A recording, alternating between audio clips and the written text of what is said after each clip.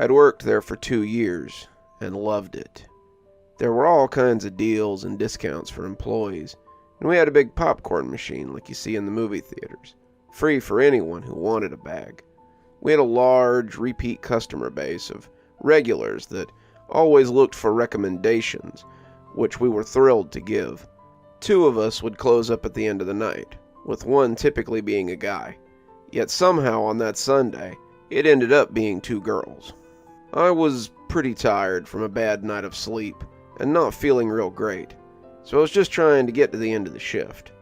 My coworker Michelle's boyfriend came by about an hour before closing and went through the aisles repeatedly, trying to kill time. Finally, I told her she could take off and I'd close up by myself. It was a Sunday, so we'd be closing at 8, which was half an hour away, and the store had been quiet all day, so I wasn't expecting a big rush. A few minutes after they left, I decided to start cleaning up, which meant going around and collecting the garbage bags from all the bins around the store. The store itself was huge, with dozens of 5-foot-high rows of VHS tapes and a large load-bearing pillar decorated with prop characters. There were TVs playing new releases of all kinds. As I walked out from behind the desk to start with the garbage bins, I heard the familiar ding sound come from the front door. It seemed we had a late customer. I went back behind the desk and put another VHS in the automatic tape rewinder. Those things were great. As the tape rewound, I tried to get a better look at who had come in, but they'd turned down the first aisle, horror, and the shelves and one of the large pillars blocked my view. I waited for them to move out from behind the pillar, but they stayed there. Then the tape popped up in the rewinder, and I let out an embarrassing gasp. I kind of winced at myself as I replaced the tape in the plastic sleeve. I set another tape to rewind and decided to start collecting the garbage near the front. When I got up to the horror aisle, the customer was gone. The store was quiet. I walked down the aisle and turned to the right where I could see down 2 more rows. There was no one. I went down another row and walked out to the main aisle leading to the desk and came face to face with the customer. He was a man in his mid-20s, about 6 feet tall. He had long jet black hair and was dressed all in black. He had on a dirty leather jacket and wore chains with pentagrams and goat skulls. The Satanist look wasn't exactly intimidating back then, as it kind of blended in with the punk crowd in the area. I couldn't tell which side this guy was on, but there was something behind his eyes that made me feel cold.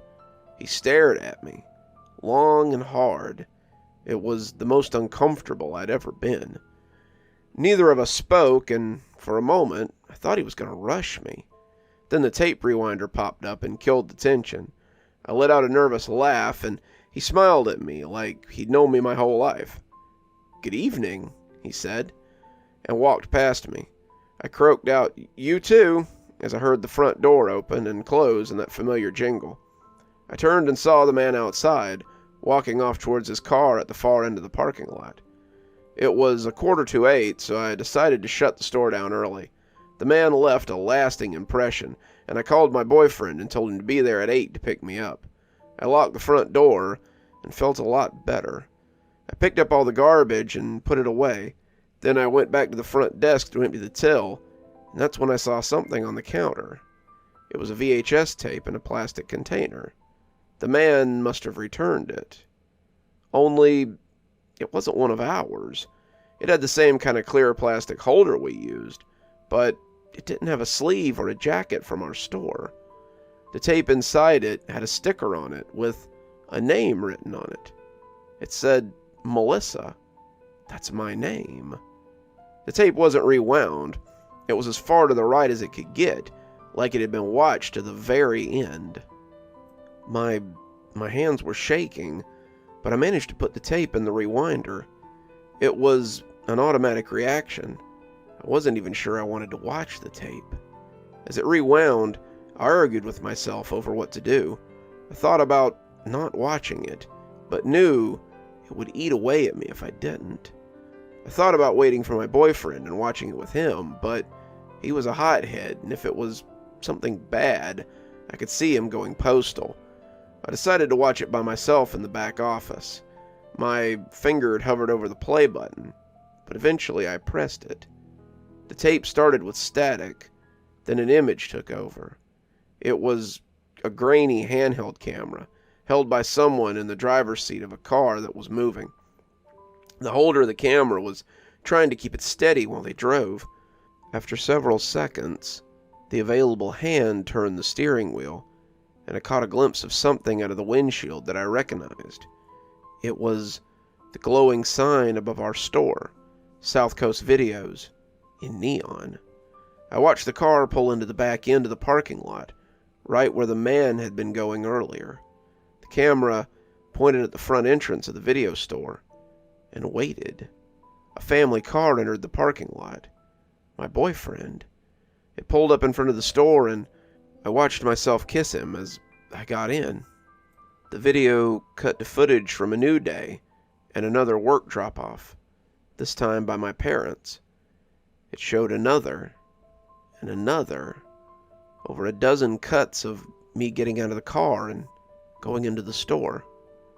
Then the video showed me coming out, going into whichever car was picking me up that night and driving off. In the video, I recognized the pants I was wearing from the previous day and realized I was watching footage from last night. I watched myself get into my parents' car and drive away. This time, the camera followed. The driver was tailing us, and it stuck with us all the way home. I watched my parents' car pull into our driveway. The camera focused on our house, number 42, and then cut to black. For a moment I thought that was it, but the tape had more. A new image flickered on. It said it was just after 3 a.m. It was from inside the car again, and it was pointing at my house. The driver's side door opened and the camera got out. It moved across the street and towards the side of the house. The camera pointed in through the window along the side as it moved towards the backyard. I saw the living room, the dining room. They were both dark and empty. At the back door, there was a fumbling and jangling before a small metal tool was brought out and jammed into the lock. It was twisted, and the door popped open. My heart went from beating 1,000,000 times per second to not at all. The man was inside my house. The camera switched to the grainy night vision and moved through the empty kitchen, and entered the living room and looked at photos hanging on the walls and books stacked on the shelves. It took the whole room in. Then it turned to the staircase that led up to the bedroom. The camera moved up the stairs quietly and reached the second floor. I pressed stop on the VCR. I wasn't sure I wanted to continue. I reconsidered getting my boyfriend and asking him to watch and tell me what had happened. But I had to know. I pressed play. The tape began with the camera looking left, then right down the hallway. I knew that to the right was my younger brother and sister's room, and to the left was the bathroom, my parents' room, and mine at the far end. The camera started left, focusing on the door at the end of the hallway. My door. The camera moved past the bathroom and my parents' room without slowing. It came to stop on my door. A hand reached out and turned the knob. It opened a crack, and a hand slipped in further, bringing the camera with it. My bedroom door closed with the man on the inside. The camera found my bed, and there I was, sound asleep. My thumb hovered over the stop button on the VCR, ready to end whatever it was about to see before it traumatized me for life. The camera was placed on my desk, facing the bed. The man from the store came into view. He carried a rag in his hand. I watched him creep up onto the bed, easing himself across it until he was over the top of me. Then he pressed the rag down over my face. My body trembled and shook and then went still. I pressed stop and threw up in the garbage bin beside the TV. Watching the attack, I'd gotten a horrible, familiar feeling, like a forgotten memory reappearing after being lost. I took a few minutes, collecting myself, before deciding once again that whatever happened to me on that tape. I needed to know. I pressed play again, and there was the image of my unconscious body in my bed, being straddled by a black-clothed goth psychopath. The man pulled the rag away from my face. He pulled my shirt up over my head, then reached around to the back of his pants. He pulled out a knife with a ceremonial handle and dragged it down the center of my chest without drawing a drop of blood. Then he put the blade to the palm of his left hand and cut. He winced at the pain, but then resheathed the knife and dabbed his right finger on the blood of his palm. The man used the blood to draw all over my stomach and chest. He made strange markings on my skin, taking his time while he did so. Then he finished and lit a candle. He held it with his right hand and put his bloody left hand on my stomach. I could hear him on the tape, speaking quietly, but couldn't make out what he was saying. It sounded like hushed chanting or praying. As he went on, my back began to arch upward and lift off the bed. My mouth opened and I held one long, continuous gasp for what felt like minutes. Then the man stopped, and so did my gasp. I fell limply back to the bed, and the candle blew out. After a moment, the man got up and cleaned the blood off my stomach, using a towel he'd brought. He grabbed the camera from the desk and crept out of my room. Everything went hazy after that. I'd sweated through all my clothes, my whole body trembling, but I still watched the camera sneak back out my house and to his car.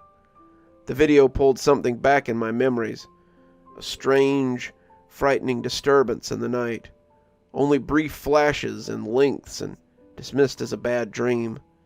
But I had a horrible migraine when I woke up. It all made sense. I showed the video to my boyfriend and he freaked out. We called the police and gave them every bit of evidence there was. But the man was never found. That was years ago, and the only reason I'm thinking about it now is because I'm pregnant. There are strange markings appearing on my growing belly that look a lot like the ones the man drew in his own blood.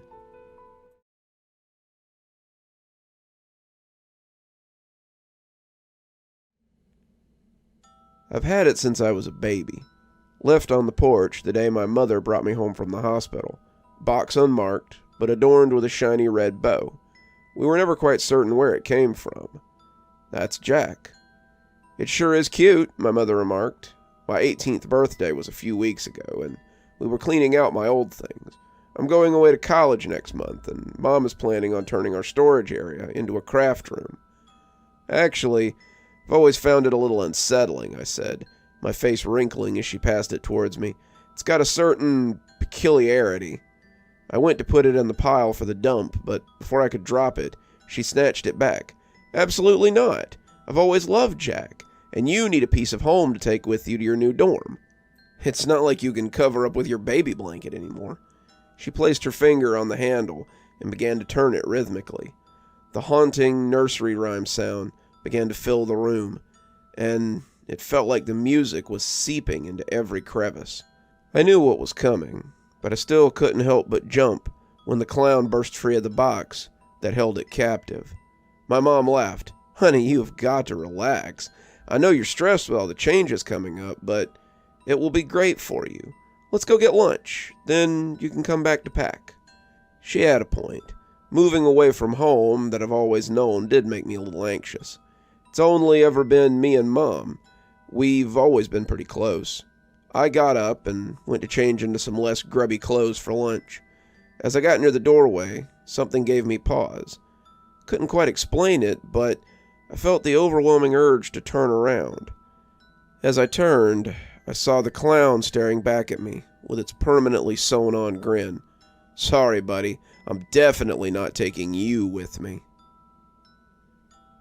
I slowly opened my eyes, the sunlight comfortingly warm on my face.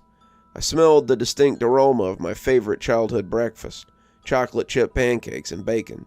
Moving day is finally here. I don't let myself feel the weight of it yet. Instead, I hop up and make my way downstairs. There she is, the college girl. I thought you could use a little treat this morning, Mom said, coming over to squeeze me tight, her cheek against mine. I'm so proud of you, honey. Now let's eat. After breakfast, I showered and got ready for the day ahead. I felt excited and nervous, but not sure which emotion was more prominent. I had already gathered my things at the bottom of the stairs the evening before. I could hear my mom loading everything into the back of the SUV, so I quickly brushed my hair and went down to help her. Mom, I got it. You're going to throw your back out again. I lovingly nudged her out of the way before placing my belongings into the vehicle. After about 20 minutes of trying to arrange everything to fit, I finally solved the puzzle. All right, Mom, we're ready to go, I yelled across the house. It already felt a little emptier. I leaned against the wall, taking it all in for what could be the last time for a while. I was moving 5 hours away, and without a car, making it back home wouldn't be easy. Honey, look, you almost forgot it. Mom came down the stairs, holding the jack-in-the-box in her hand. Great. I wanted to leave that dreadful thing behind, but if it meant a lot to Mom, then whatever. I can toss it in a drawer or something. Certainly won't make any friends by leaving it on display. Now we're ready, Mom said, grinning and giving me a big hug. It was time to hit the road. It was November, a few weeks before my first college final. I hadn't exactly adjusted amazingly to dorm life, but I couldn't complain either. My roommate Sarah was friendly enough, but our relationship was mostly like an older sister, constantly trying to give her dorky sibling a makeover. Me being the dork, of course. You have to come out tonight. You've been studying way too much. It's only a couple of drinks with the guys. I won't take no for an answer. Honestly, you gotta get away from the dorm room. It's so stale. Sarah stared at me, waiting for a yes.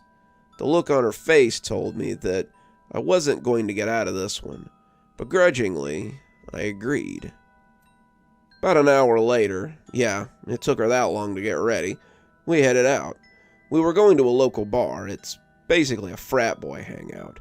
But I was content to have a beer and sit in the corner, pretending to have a good time before I made an excuse to head back to the dorm. The place was packed, full of students who didn't care about studying because they were here on Mommy and Daddy's money. Well, unlike most of them, I actually needed my good grades to keep my scholarship. Sarah found me at a small table and handed me a beer. Drink, you'll feel better in no time. I could hardly hear her over the blaring music and the chaotic crowd of voices. I definitely needed a beer to get through the night. I chugged it down quickly. Damn, kid, didn't think you had it in ya, Sarah remarked. I didn't either.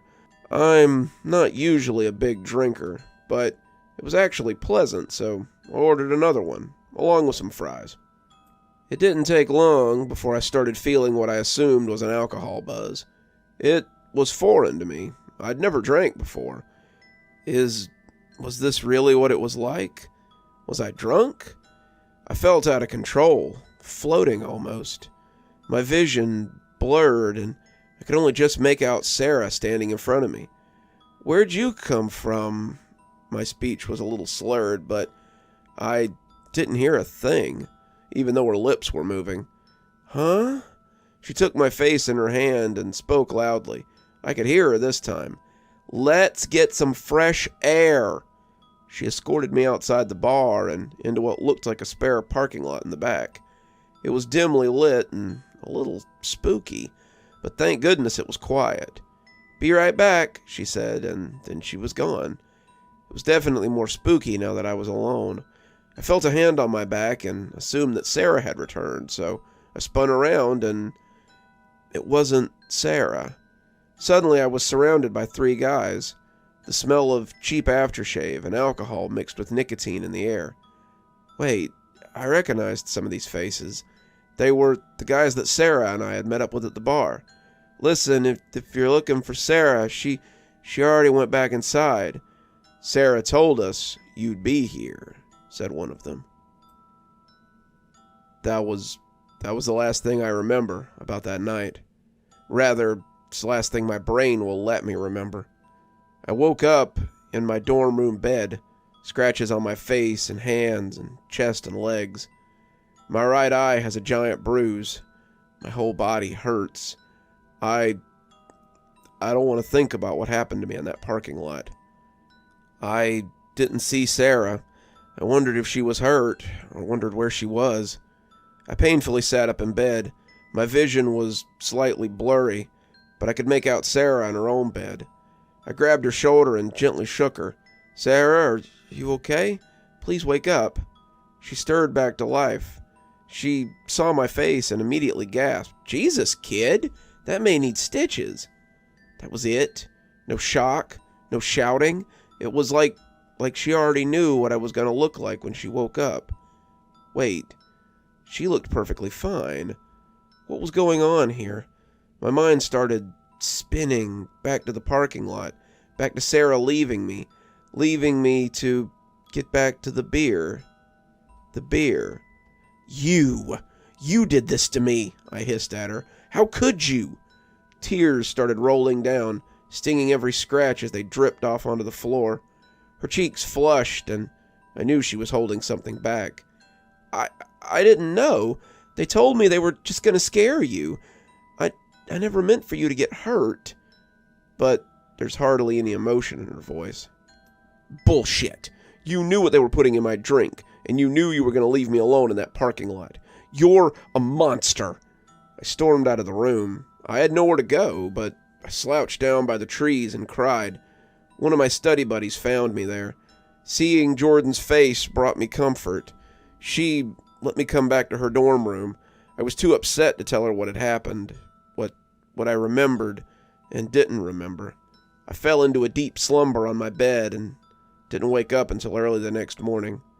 Jordan was asleep on the floor. I slowly tiptoed out of her bed and grabbed a glass of water. I needed to go home. I just wanted my mom. Usually, Sarah didn't wake up until 10 on Sundays, so I decided to go pack a bag and try to find a bus to get me home as soon as possible. As I began to turn the key for my room, something immediately felt wrong.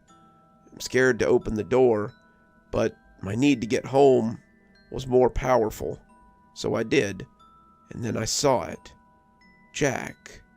Jack was in the middle of the floor, still smiling his permanent grin.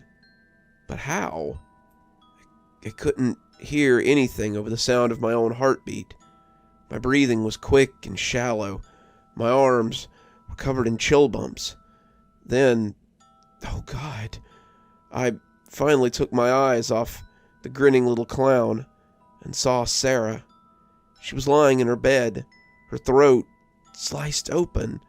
She was surrounded by a pool of blood, and it was still dripping down onto the cold tile floor.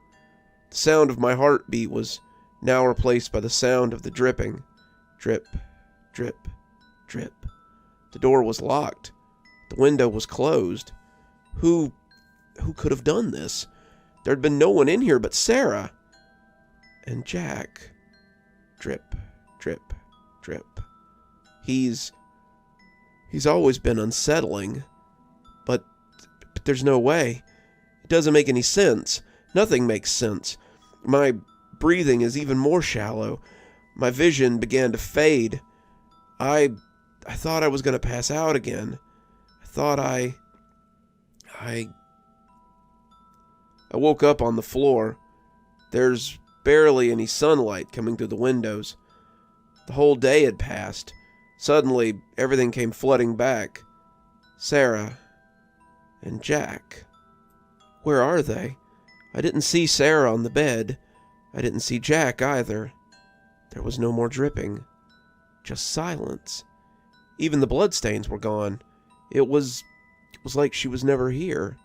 But I know what I saw. The thought of it makes me vomit onto the floor. I was shaking. The sound of my heartbeat filled my head again. I heard something else now. Something like music. I crawled towards the sound. I'd heard it before. My brain was having trouble putting it together. I crawled closer. It sounded so familiar. Then I placed it. Jack. The tune is now more haunting than I ever could have imagined. Do I dare inch any closer to it? I have to. I have to know.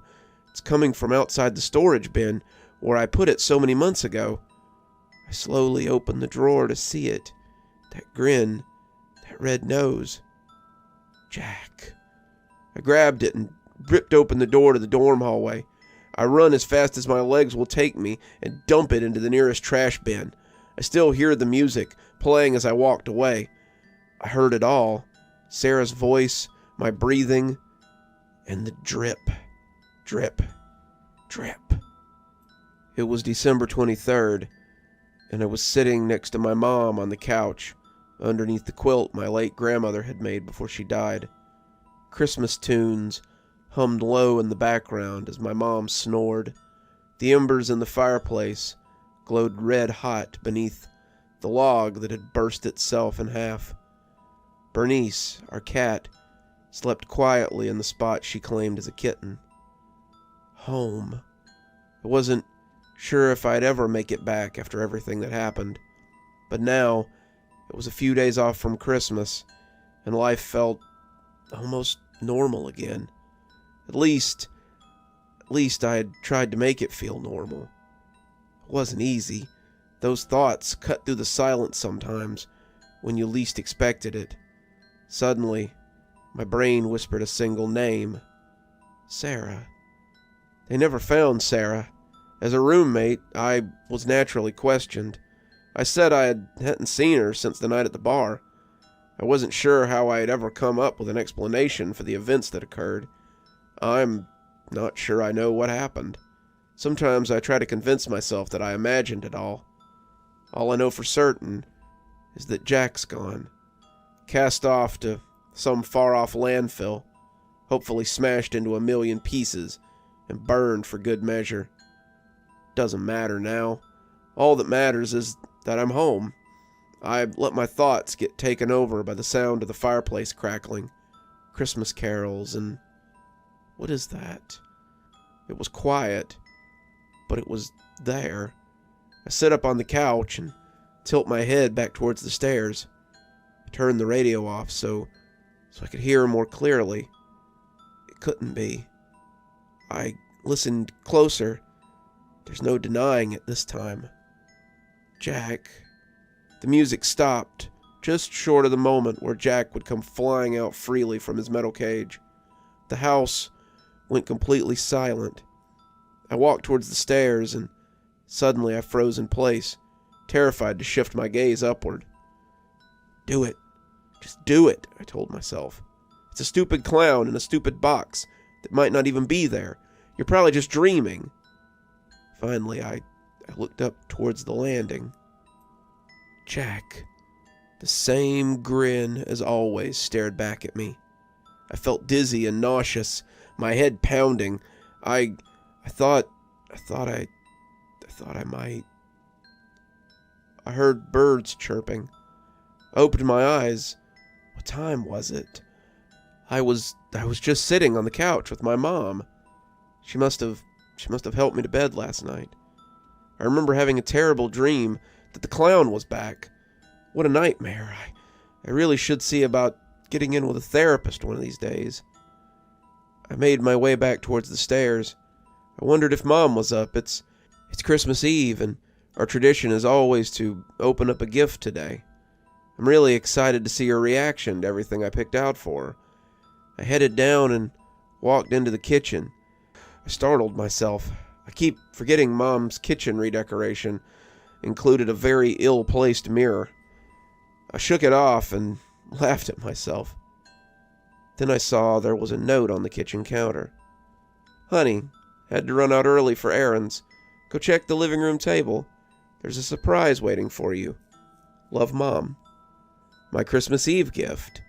I wanted to wait for her, but she clearly wanted me to have it early, and I can hardly stand anticipation. As soon as I entered the living room, I saw the box on the table. It was wrapped in snowflake paper and topped with a beautiful silver bow. I wondered what it could be. I secretly hoped there would be meticulously hidden holes to allow air for a new kitten. Doubtful. Time to just open it up and see, I guess. I untied the bow and gently lifted the lid off the box. thought I saw what looked like fur. Could it be my kitten after all? Had to find out, so fully removed the box lid, hands a bit shaky with excitement, and I screamed as I fell to the floor. My heart felt like it had dropped all the way to my feet. I couldn't breathe or think or function at all. It wasn't fur. It was hair. My mom's severed head lay inside the box, cold, lifeless marble slits where her eyes used to be. Her ruby red lipstick is perfectly in place. My lifeline, my best friend, my home. I felt like I was going to spiral into nothingness. I had to call for help. Who cared about the explanation? My mother was gone. Someone or something needed to pay. My whole life had been ripped away from me in an instant. I managed to pick myself up off the floor and stumbled back across the house into the kitchen to find the phone. Instead, I saw another pair of lifeless eyes looking back into mine. In that instant, I knew there was no escape from this. He was there in the beginning. He'll be there until the end. Jack.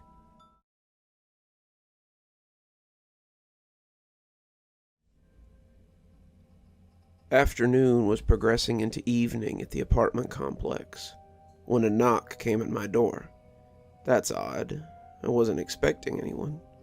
Pressing my face against the door, I peered outside through the peephole. There was absolutely nobody out there. Nothing but the wind blowing a small piece of trash on the sidewalk. Telling myself that maybe I was just hearing things did me little good. I knew what I heard. Maybe it was just one of the neighbors doing something that caused a bang on the other side of the wall, and I mistook it for a knock on the door. Yeah, maybe, I thought. But deep down, I knew that didn't feel right. In any case, nobody was there, so I sat back down on the couch and unpaused the episode of the show I was watching. Ever since the pandemic lockdown shut everything a couple of years ago, my entire lifestyle had changed drastically. I stayed indoors at first out of necessity, but then as the restrictions began to ease and things started to open up and resemble something akin to normalcy, I stayed indoors out of habit. My life was binge-watching and streaming whatever shows were being pumped out, like slop into a pig trough. After some time had passed, the sun was falling closer towards the horizon outside when another knock came at my door. I heard it this time. I know I did. Unmistakable.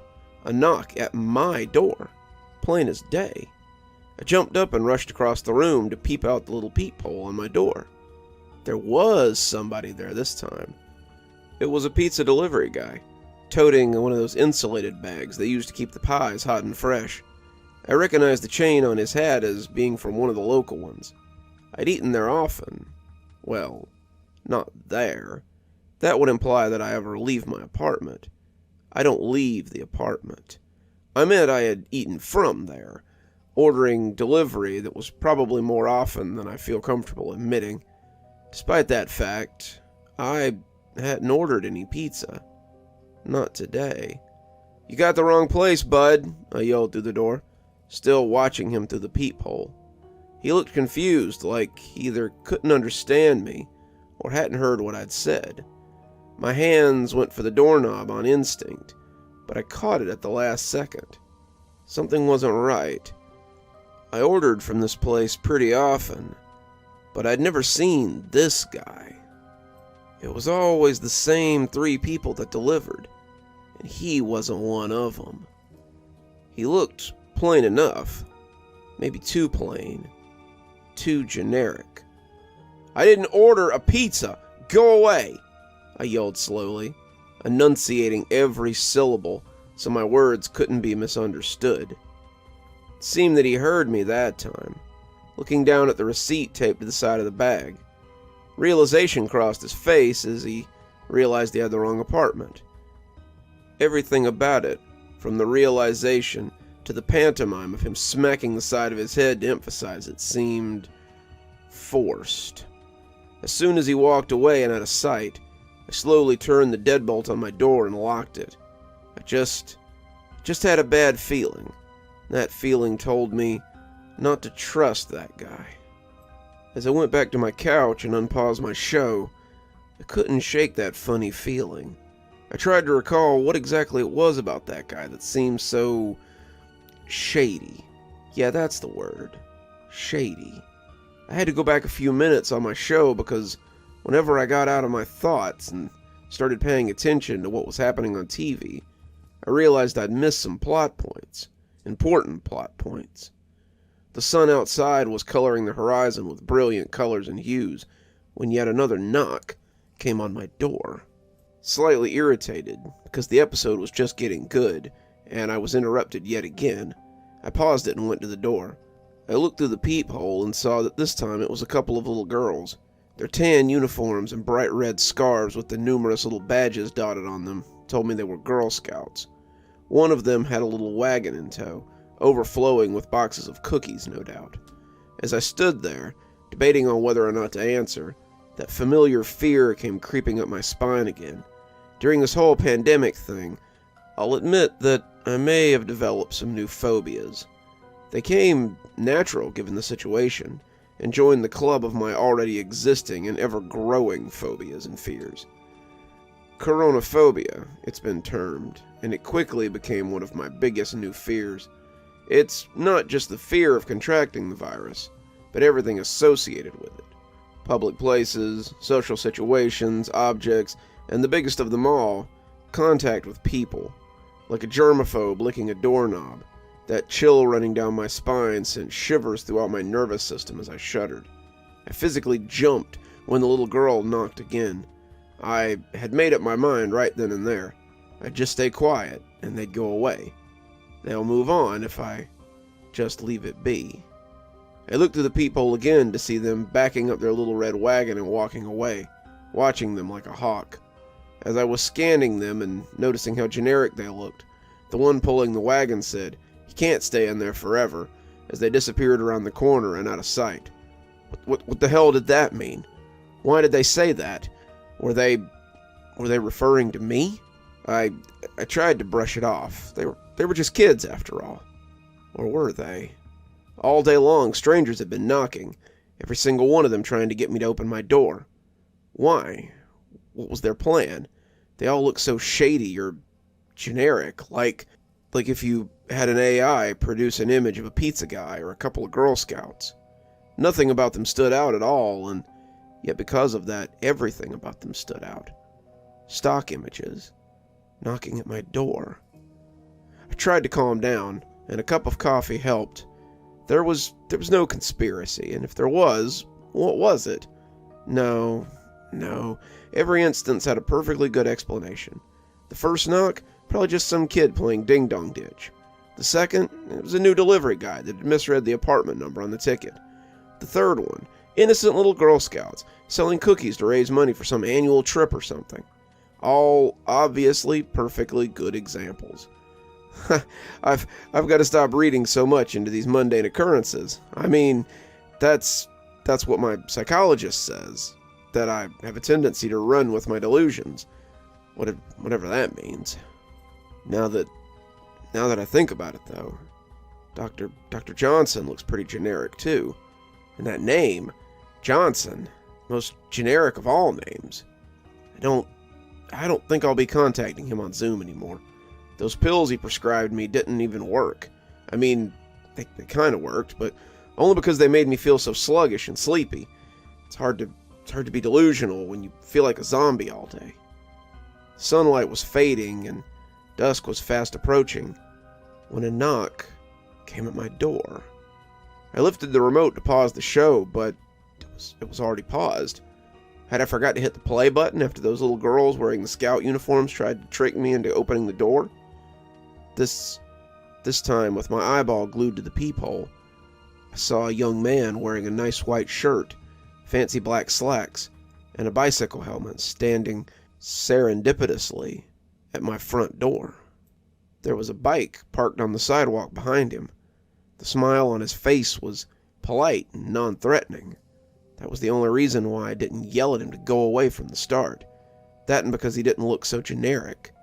He had too many freckles and acne that kind of made him stand out. Yeah? I asked loud enough through the door. Hello, sir. I was wondering if I could have a moment of your time, he asked, respect and politeness oozing from his voice. What do you want? I yelled, after taking a moment to build up my courage. What do you people want? What I hoped would be a rhetorical and needless question, not necessarily at the young man, but at the outside world in general, at whatever had been outside trying to lure me out. The young man's smile faded for an instant, as if he had experienced something akin to my reaction countless times before. As quickly as it faded, though, it reappeared and was reinforced. I want what any decent and God-loving person wants, sir. I want to do my part to save as many souls as possible. I promise, sir, just a quick moment of your time. I wanted to trust the kid from the moment I saw him. He wasn't generic. He didn't look generic, like the others. What if he was telling the truth, and there really was something out there? What if something that wanted to lure me outside and take my soul was lurking somewhere out there, and he wanted to save people from it, wanted to save me from it? He didn't look generic, not like the others. I was torn. What if some shred of logic fought with the rest of my paranoid, fear-addled brain? I won't come outside. You'll have to come inside to me. But if I let you inside, you have to promise me you're not generic, and that you'll tell me everything you know about this thing. Can you do that for me? I shouted. The young man agreed with a curt, "Yes, sir." Before I unlatched the door, I quickly ran into the kitchen and grabbed a large butcher's knife, the biggest one I had. Concealing it behind my back, I unlocked the door with a shaky hand and slowly, in small degrees, opened the door. I winced as the fading light of dusk illuminated my cave-like apartment. I was expecting, something. I was ready for anything as soon as I opened that door, but when no boogeyman came rushing towards me, I knew I'd made the right decision in trusting this kid. He really was trying to help me, and those generic things out there knew it. Maybe they were afraid of him. Yeah, they had to be. If that was the truth, that meant that he had the answers that I needed if I was going to avoid, or, God forbid, fight off whatever was trying to trick me into coming outside. I motioned for the young man to quickly step inside, peering around the corner and into the outside world for something generic waiting to pounce. As soon as he was inside, I quickly shut the door behind him and hastily engaged the deadbolt. Okay, I think we're safe. Now tell me, what do you know about it? I asked, trying to remain calm and on the brink of failing. Well, sir, we believe in very similar things. Things that most people believe, but there are some things that we feel that they have got wrong. He had my full attention, and I loosed my white-knuckle grip on the knife behind my back. Yeah? Go on. Well, sir, most others believe that he is the Trinity. Our belief diverges there slightly. We believe that he is the one, and that dividing his being into three is just wrong, that it takes away from his grandeur, the young man said, matter-of-factly. Are you sure about that, kiddo? So far I've counted 3 of them out there. Was it possible that this kid didn't know as much about the situation as I thought he did? How sure are you about this? Are you willing to gamble your life on it? We don't believe in gambling, sir, but yes, I trust my eternal soul on this information. He sounded so sure.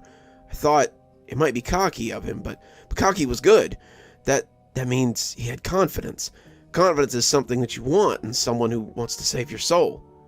Also, sir, I know that most people believe that he was resurrected.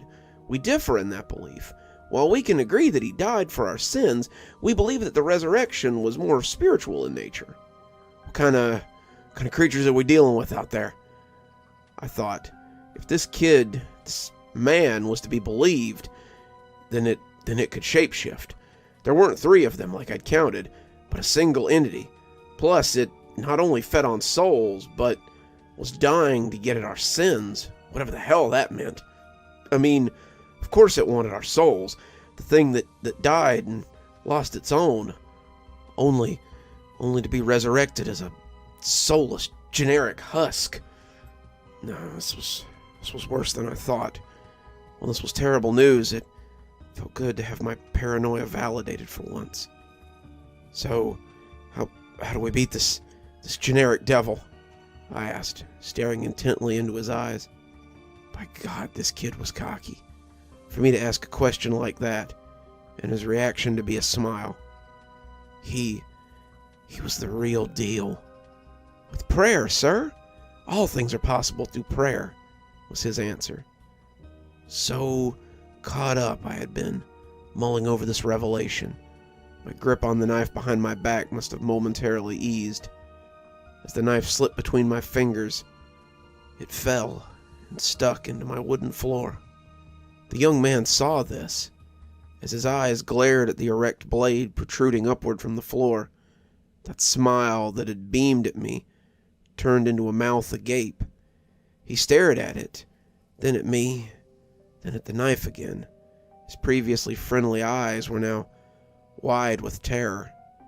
I glanced down at the knife, giving it a dismissive wave of my hand. Don't worry about that. I need you to teach me the prayer. We gotta kill this thing for good. It happened suddenly then. Before I knew what was happening, his foot struck my crotch. Struck it hard. As I lay on the floor, writhing in pain, fighting off waves of nausea, the young man was fumbling with the lock on my door. "Why?" was all I could scream as he unlatched and ran out into the twilight. It was all so obvious now that I think about it. He wasn't really sent here to save me. No. He was working for that generic beast. He was its lapdog, its pet, sent here to taunt me, feed me false information, and probably worst of all, to give me hope. I crawled to the still open door and slammed it shut, straining upward to rearrange the locks. After a couple of minutes, the pain receded enough for me to stand. That leads up to where I am now. Since that demon tricked me by sending its lackey, I've been pacing around, typing this story on my phone. There's been a big commotion outside. I barricaded my door and windows using furniture. Strange creatures are swarming outside, not even bothering to shapeshift into generic forms anymore. I'll admit, for a time, I thought that I may have just made it all up. Maybe just ran with my delusions, like the psychiatrist said. That moment of supposed clarity was shattered when I climbed up on my couch, barring the door, and peeked outside through the peephole. That's when I saw them. I can see their true forms. Dead, soulless eyes staring back at me, above mandibles with pincers protruding from their mouths. They bark my own language back at me, which means they've been here long enough to know our tongue. It's unnaturally loud when they speak, and they make their demands from the steps outside. I won't, though. I won't let them devour my soul. I know what to do. I still have the knife, and once I send this, I'll do it. Night falls outside, and there are many, many knocks on my door. Loud knocks. They've got some sort of device. They're wielding it and attempting to bash in the door. If you get a knock and look out the peephole, if the people are strange and look too generic, don't open your door.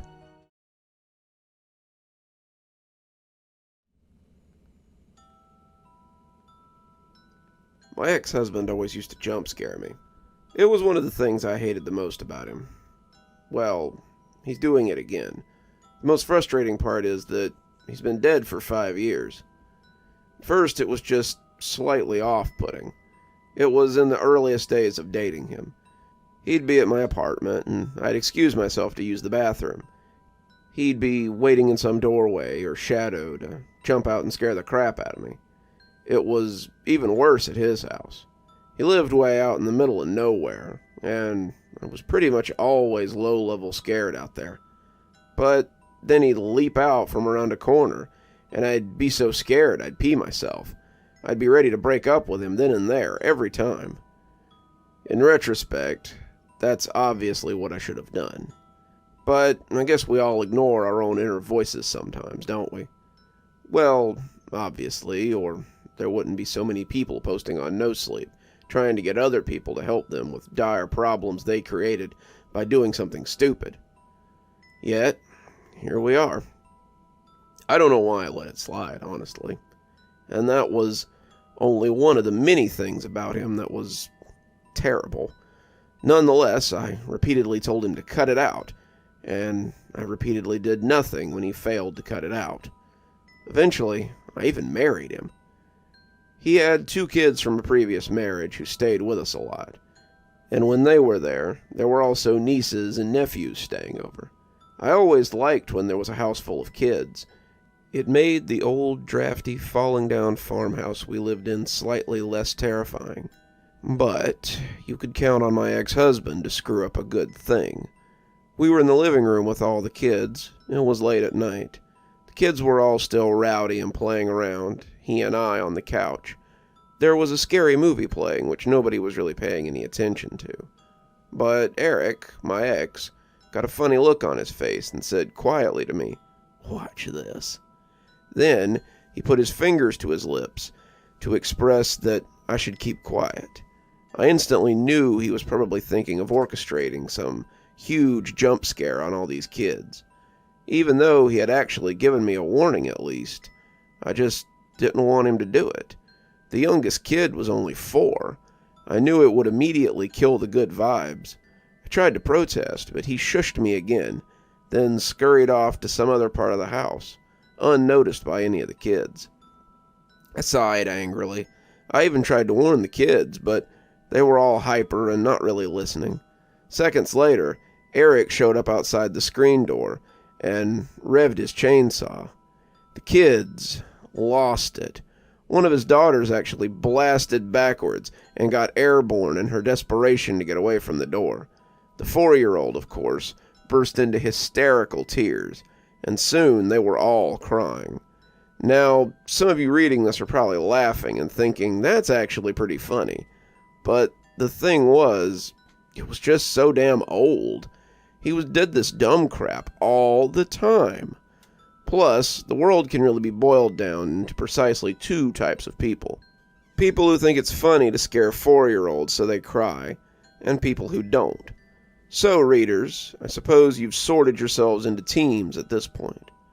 Fast forward a few years from the dumbass chainsaw incident, and Eric and I had a son of our own. The thing about our son was that he had major, and I mean major, heart problems at birth. He had to have open-heart surgery, and he had a slew of other complications. No, that's not the point of the story, but just know that the first 8 months of his life were very touch and go. Then he was finally doing better, stronger even, able to do more.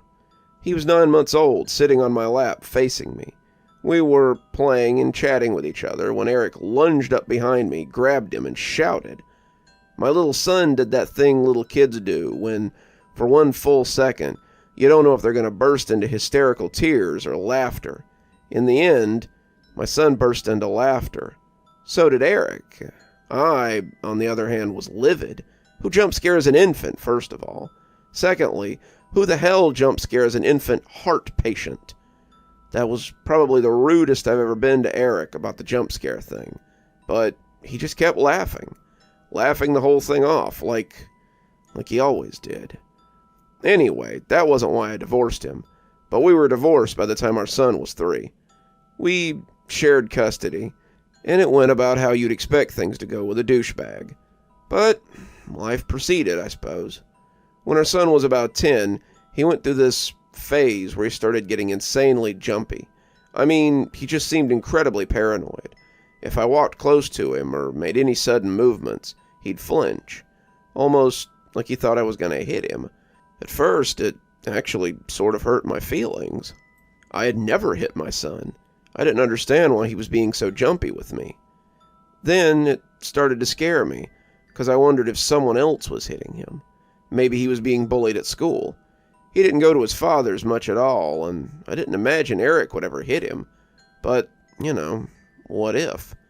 Then I remembered the jump scaring. I finally thought to ask my son about it. He immediately revealed that, yeah, his dad jump scared him.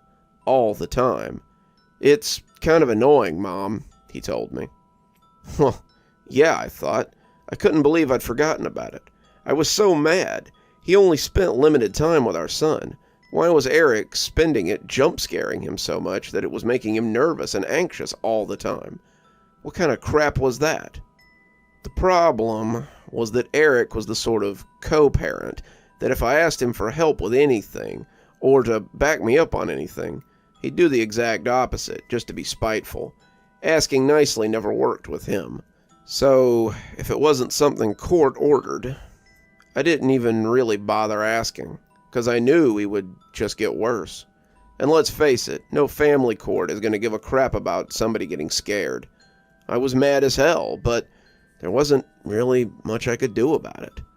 Fortunately, he took the liberty of dying, and that took care of it. I don't mean to sound callous.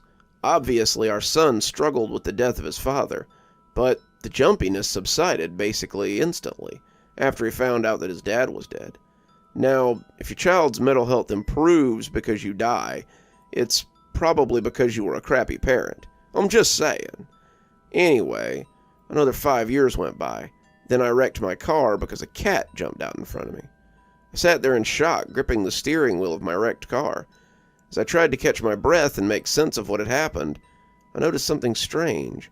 The air around me had grown cold, and a chill ran down my spine. I looked around, but no one was there. I tried to shake it off and focus on getting out of the car. But then I heard it. A low, guttural laugh echoed around me, and I froze. It sounded like my ex-husband's laugh. The man who had tormented me for years, emotionally and physically. I felt a surge of anger and fear wash over me, and I knew I needed to get out of there. I managed to escape the car and run to my house, but the eerie feeling never left me. Over the next few days, strange things started happening. I would hear footsteps in the hallway, even though no one was there. Objects would move on their own, and the temperature would drop suddenly. As I walked by the window glass on the shop on a sunny day, my own reflection seemed to lunge at me, and it scared the life out of me. A drinking glass exploded on the counter. Doors slammed in the night. Books fell from the shelves, landing with a thunk and a plume of dust. As the days passed, I realized that it wasn't just any spirit haunting me. It was my ex-husband. He was using his new ghostly powers to jump scare me from beyond the grave. The realization left me terrified. If he could do all this, what else was he capable of? I tried to find help, but no one believed me. They thought I was just imagining things or suffering from post-traumatic stress. Sleep-deprived and desperate, I found myself in a police station, explaining the whole thing to a frazzled cop. He glared at me tersely, and I ended up feeling like an idiot. A gunshot rang out even as I told my story. The entire precinct jumped at what ended up being a gun going off by accident. Even so, the cop didn't believe me, of course, and sent me out into the rainy night, terrified of my own shadow. I was alone, trapped in a nightmare that I couldn't escape from. Now, as I sit here in my dark and silent house, I can feel his presence all around me. I was awoken moments ago when the bedroom door cracked violently into the wall. I know that at any minute he could jump scare me again, and this time I fear it won't be a harmless prank. I'm sitting here curled in a ball, shaking as I type this. I'm just trying to get it out, trying to leave behind my story, because I know it's only a matter of time until he scares me to death.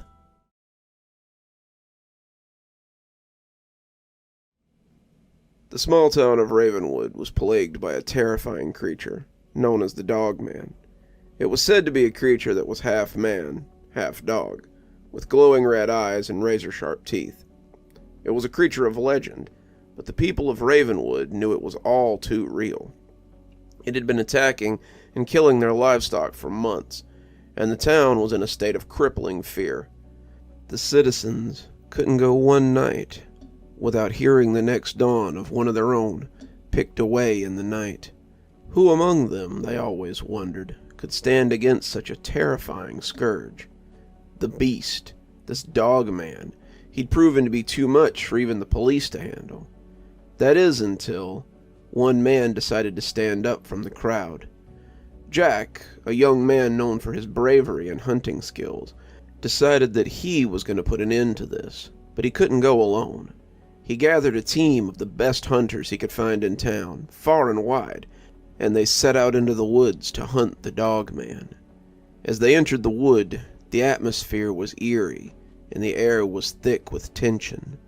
On all sides, the trees around them were thick, close together, boxing them in. Looking around, each and every one of them knew that they were not going to get out of this forest. There was no turning back. Only they or the dog man would leave alive. They knew they were facing an extremely dangerous creature, and they were aware that this may be their very last hunt. They set up camp and began to track the dogmen. They searched for days, but it was as if the creature had vanished into thin air.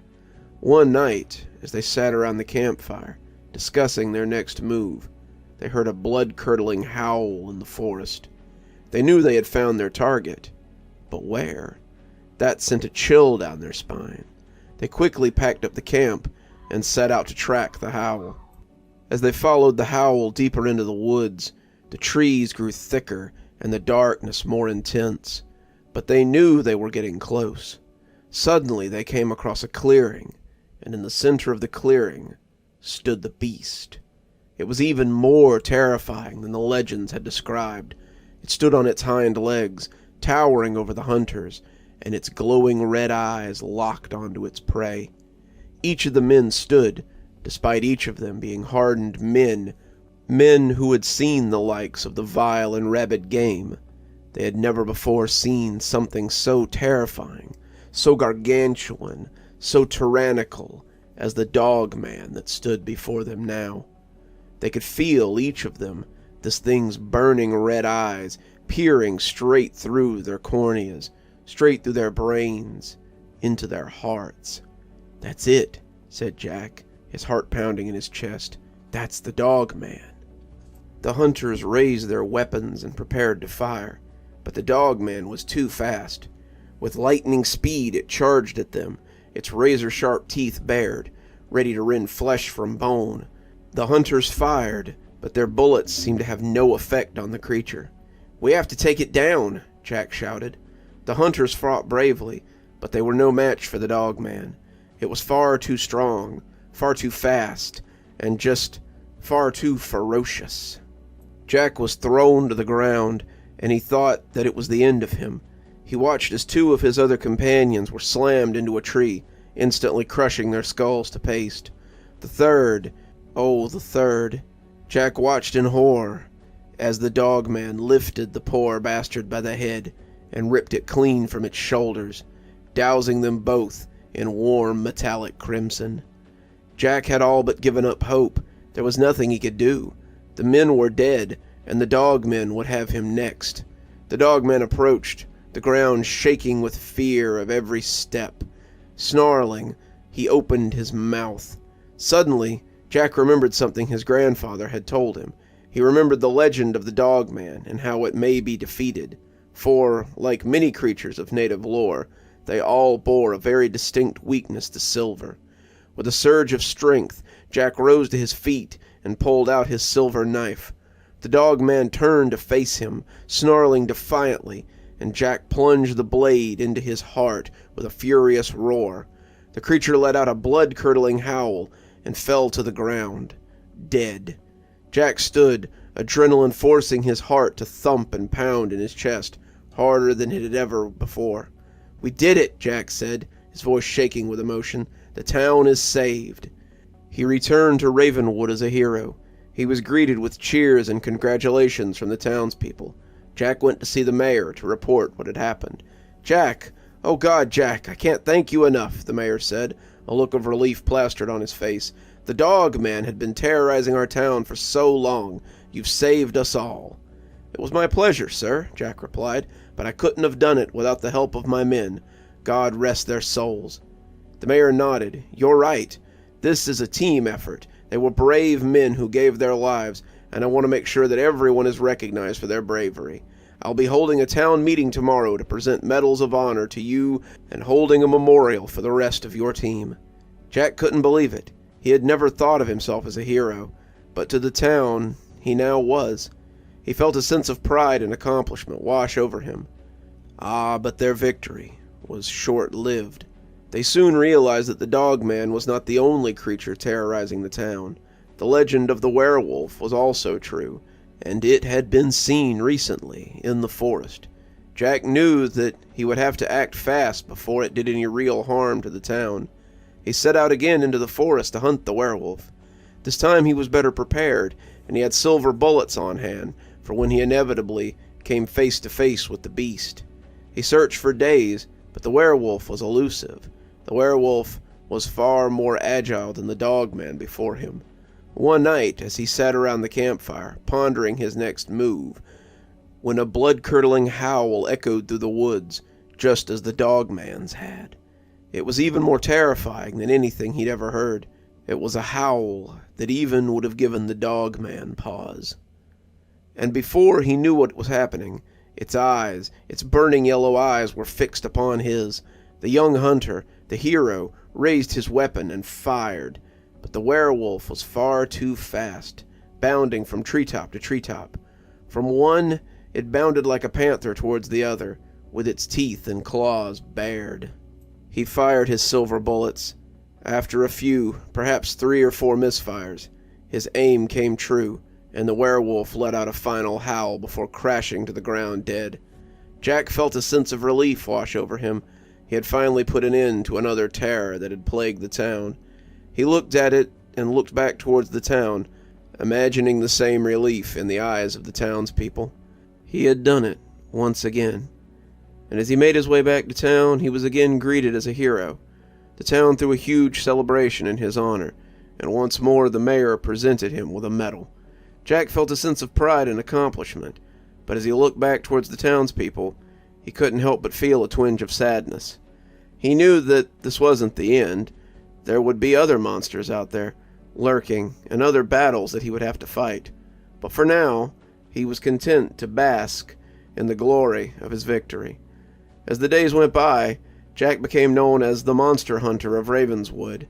He was called upon whenever there was any kind of creature, any kind of behemoth monstrosity terrorizing the town, and he always answered the call, ready to face whatever gargantuan plagued the city.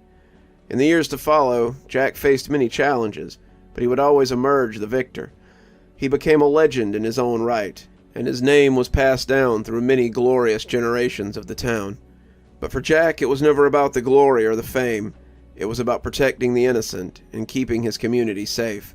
And that was a duty he would always be willing to undertake, no matter the cost.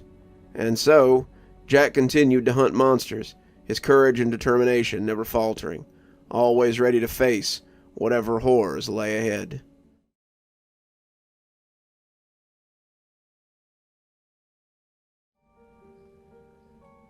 Listen, I'm not really sure if anyone's going to actually read this, and whether they're going to believe me or not.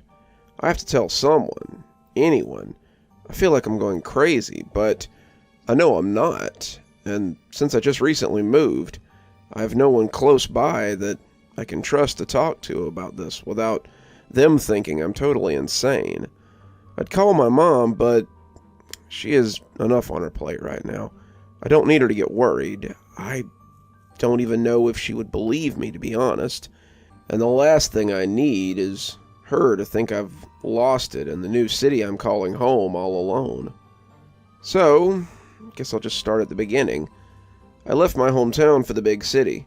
No shiny special reason for why, really. I finished school. I've been applying to jobs left and right. Managed to get an interview via video call for an above entry-level position in my field.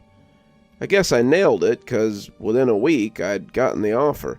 I was packing up what little I had in my parents' old dingy minivan and hopping onto the interstate. I moved into a new apartment in an older but more affordable area of the city. Got settled in for the first month with establishing a new routine and learning my way around my new job.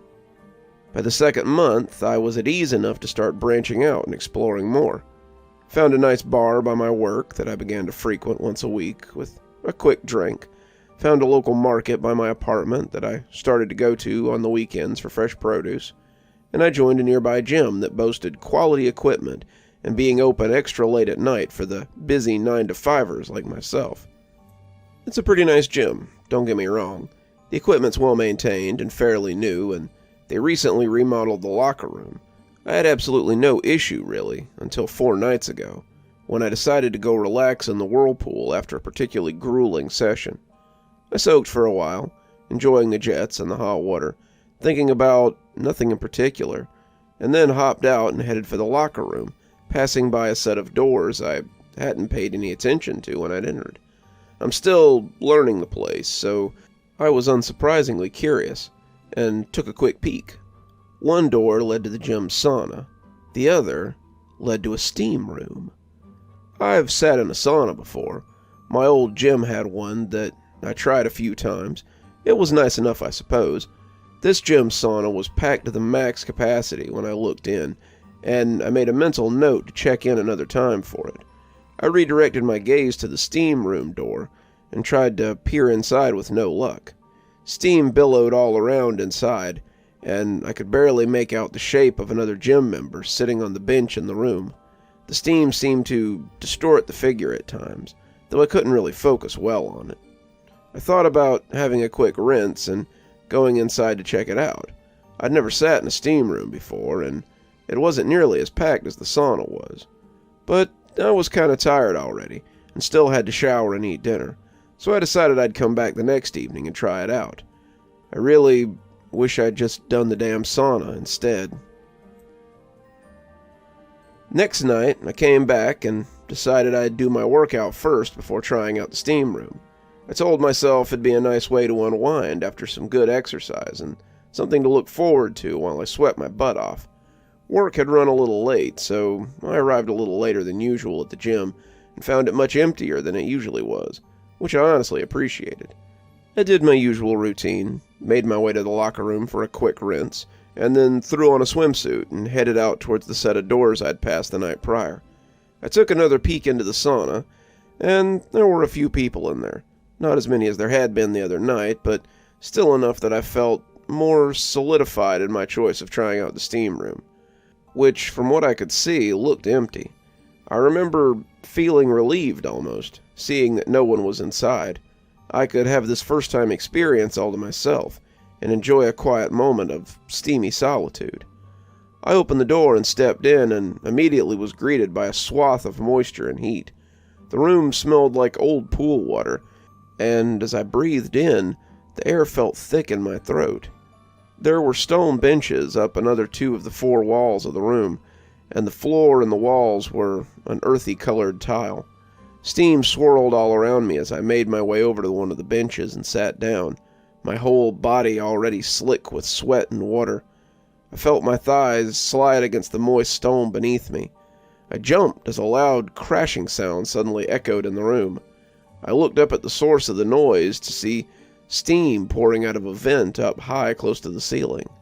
I realized it was just whatever kind of machinery they had next to the room that must generate the steam, and settled back against the wall.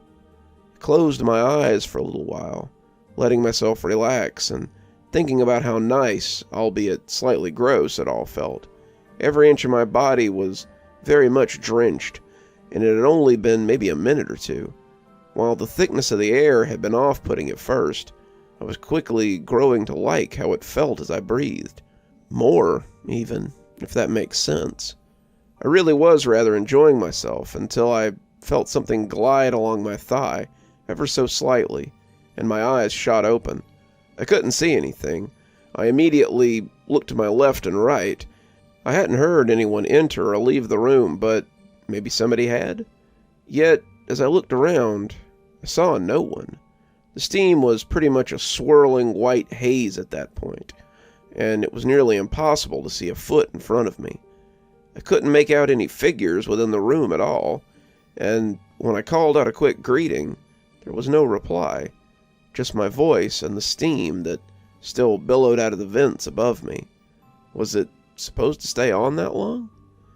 As soon as I had the thought, there was another loud clang, and the steam stopped. I let out a deep sigh, trying to ease myself back against the wall. I was imagining things. I had to be. It must have just been a set of moisture droplets running down my thigh is all. That must have been what I felt. Except something felt wrong. I couldn't quite place it, but I honestly had the deepest sensation that I wasn't alone in that room. I had half a mind to just leave at that point. It had felt nice at first, but I was beginning to feel weird. When I tried, though, it almost was like my brain and body were disconnected, and I was rooted to the bench. I just couldn't move. And then I felt it again, only this time it was ever so slight on the back of my neck. And then it started on my right arm, much less subtle this time, and I knew it wasn't moisture droplets dropping onto my skin, primarily because droplets trickle down, and this, whatever it was going up my arm. I wanted to let out a scream, wanted to jump up and run out of there as fast as I could, slippery floor be damned, but I still couldn't move. I couldn't even turn my neck to get a look at what exactly I was feeling.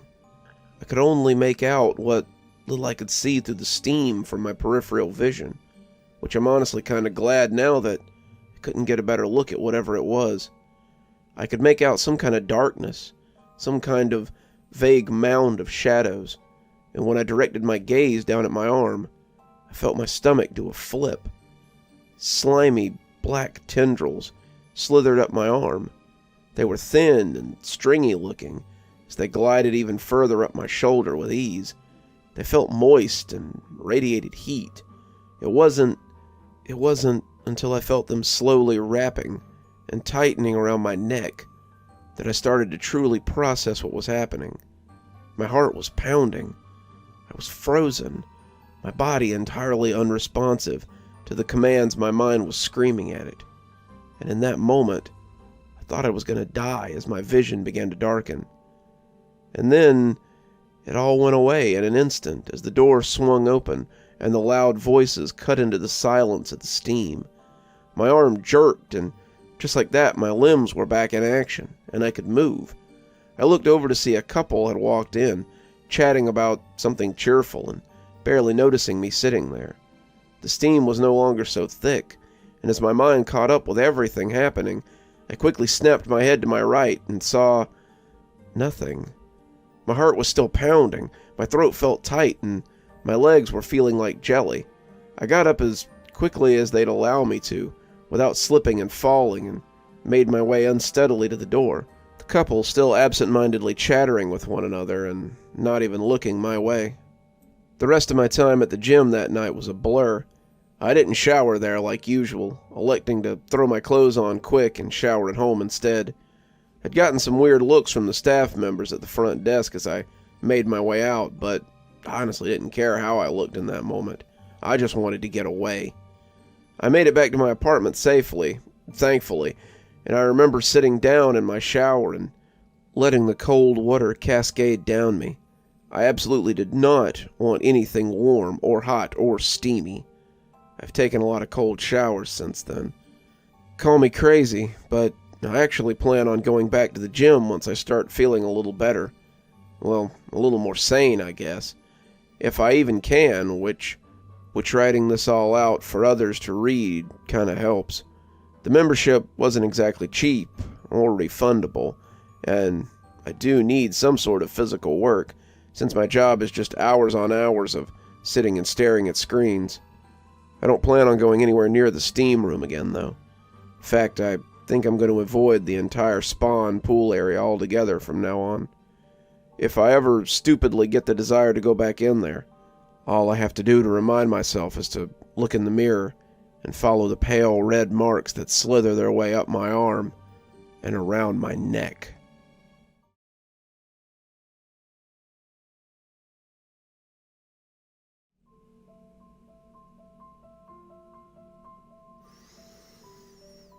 What can I say to these people?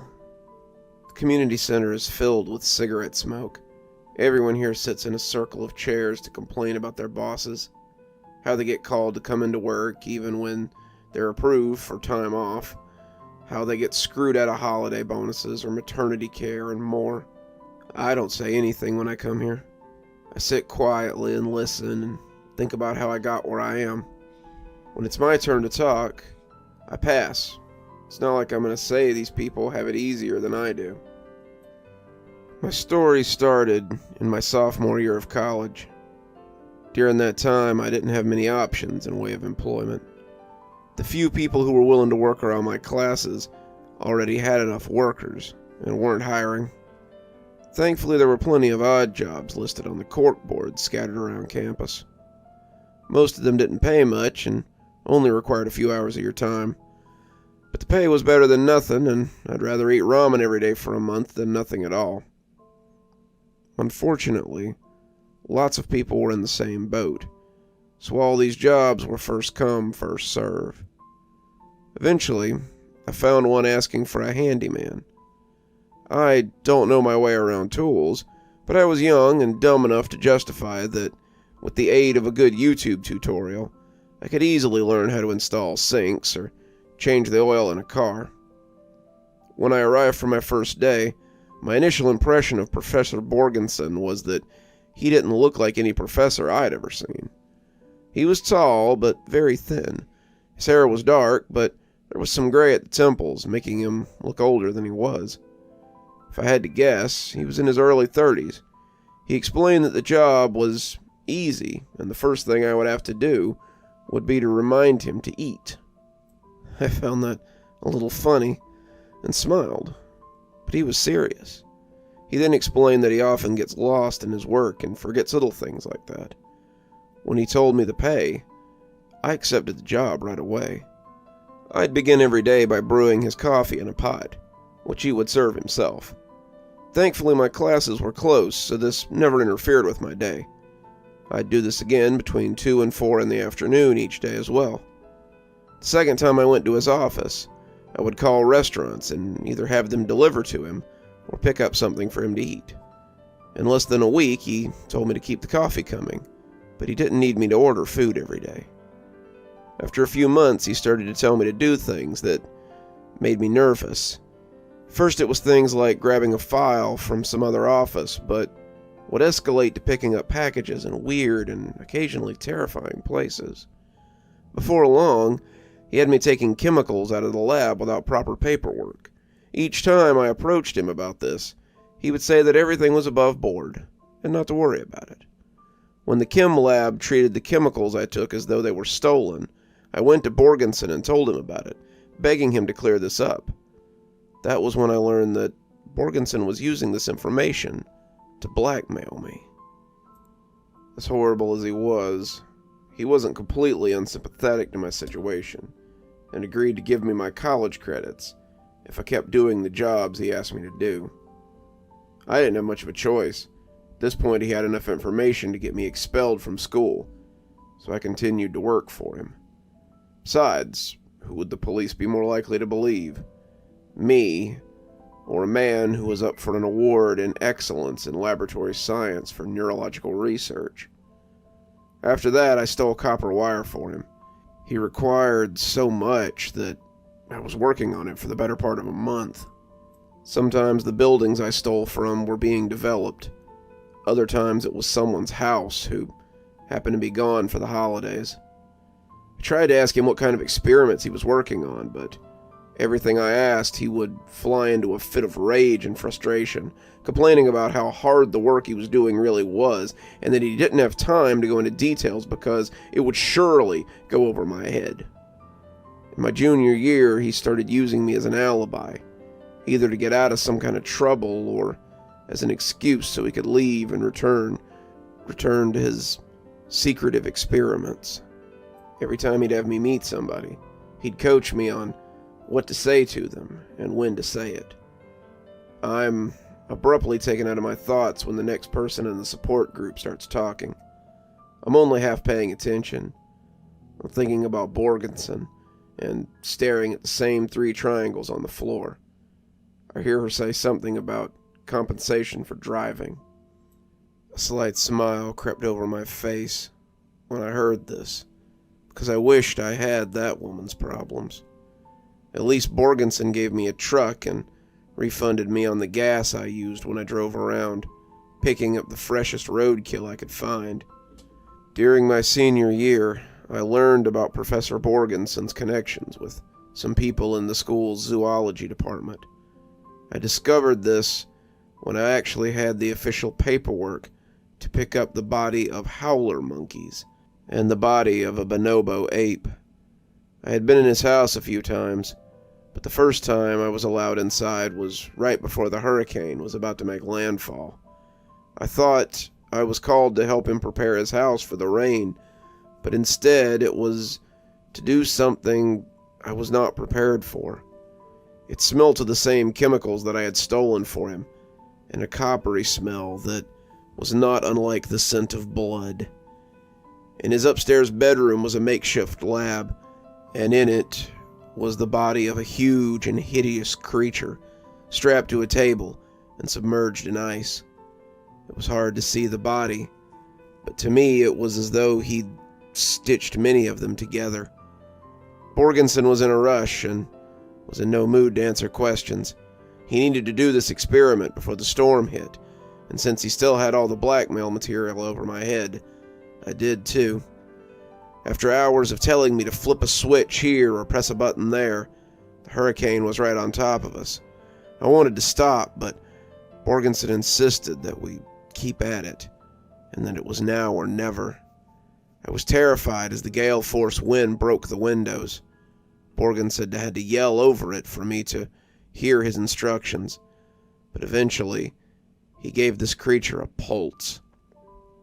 Since we were on the 2nd floor and the hurricane was tearing the house apart all around us, we had to bring this unconscious body down to the main floor, where Borgenson had converted a small room into a cage.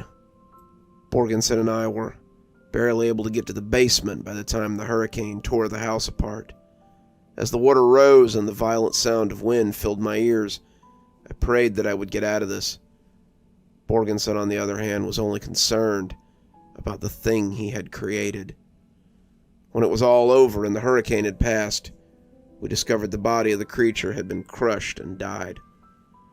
There is supportive clapping when the last speaker is done telling their story. I clap along, and when it's the next person's turn to speak, I keep my chin on my chest and return to my thoughts. The next person complains about unpaid wages, but I can't relate to that. Borgenson was many things, but he was not a wage thief, and paid me for everything I'd done. Disgruntled by the loss of his creature, Borgenson left me alone, and I was able to focus on my studies. The rare times I saw him were when I prepared his coffee. It was during one of these times that he told me that since I was a senior and wouldn't be around forever, he was searching for a new assistant. After telling me this, he solemnly shook his head and gave me my last payment with a generous bonus, especially for someone with my financial situation. I couldn't have been happier, not because of the money, but because I was finally free of the man who I learned to hate with every fiber of my being. I would soon graduate and move back to my hometown, where I would spend 10 years repressing the memories of Professor Borgenson. A man in the group who goes by Barry is the next to speak. He complains about his boss calling him into work on pre-approved days off. I feel for him. In a weird way, I can relate. Thought I was done with Borgenson, but then one night a stranger comes to Moe's bar, my place of employment. He seems friendly, and even though he didn't look familiar, I saw something in his eyes that reminded me of what I'd seen in the mirror after a night doing Borgenson's bidding. Once the barflies started making their way out, the stranger confessed that he was the newest assistant to Borgenson, and the only reason he was at the bar was because Borgenson was in town and needed my help. I refused, but when the stranger told me that Borgenson still had the blackmail material, and if I didn't come along, he was going to use it against me, When Barry wraps up his story, everyone claps, and it snaps me out of my memories and returns me to the present. It's my turn to speak. I've been coming to the support group for a long time, but I've never said more than 2 words. After all, what can I say? That if I could, I'd trade my position with any of these people. That they should get on their knees and thank their lucky stars for not having bosses that blackmail them. That Borgensen still forces me to do things for him, like stealing bodies from the morgue. There's only one answer I can come up with. Pass.